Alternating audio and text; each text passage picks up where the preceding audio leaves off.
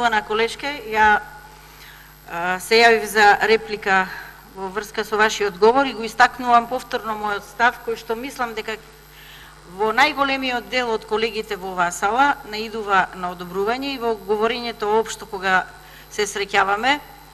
надвори од оваа сала, а тоа е дека за еден ваков закон кој што задира во националните прашања, во националните чувства на било која заедница во Република Македонија,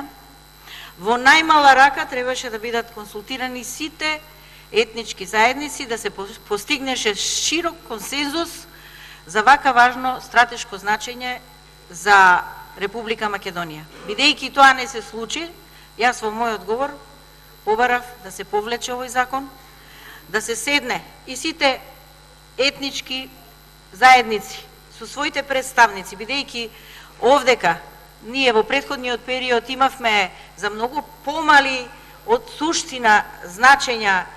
консензус помеѓу политичките партии кои што беа во овој парламент,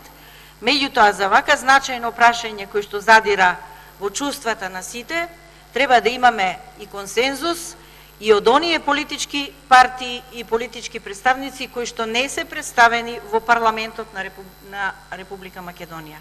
И затоа и побарав на почетокот, покрај низа пропусти кои што се утврдени во членовите на овој закон, побарав да се повлече, да се седне заедно, да се даде една рамка, едно време, и сите оние кои што имаат забелешки, а задираат во нивните чувства, а во Република Македонија ќе се сложите дека има многу малцински заедници, многу малцинства, многу представници на други етнички заедници, за кои што ние денеска, утре или во некој иден рок ќе дадеме овдека виза или ќе го гласаме овој закон, без да ги прашаме. И затоа, во претходниот период и кога беше Пржинскиот договор, ние овде постигнувавме и покрај големите проблеми што ги имавме помеѓу себе како политички партии, сепак успевавме да седнеме и да најдеме еден консензус помеѓу сите нас. И затоа, вашето мислење, мислењето на сите останати колеги кои што се согласуваат со мене, мислам дека е редно да се вратиме на почетокот и повторно, уште еднаш, сите политички